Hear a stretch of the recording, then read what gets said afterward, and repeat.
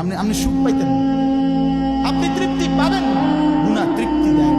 এক সাগর, আটলান্টিক মহাসাগরের সব পানি যদি কোনো নেশাখোর, মদখোর, কোনো গাঞ্জাখোরকে দেওয়া হয়, সব পান করার পরেও তার তৃপ্তি হবে, কিন্তু এক গ্লাস পবিত্র পানি পান করে তৃপ্ত হয়ে যায় হালাল।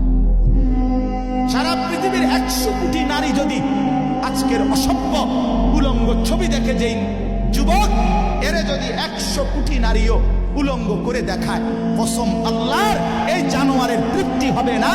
কিন্তু একজন পুরুষ 70 বছর 90 বছর একজন হালাল স্ত্রী দিয়া তার জিন্দেগি কাটায় ফেলে। হালাল তৃপ্তি দেয়, হারাম কি দেয় না।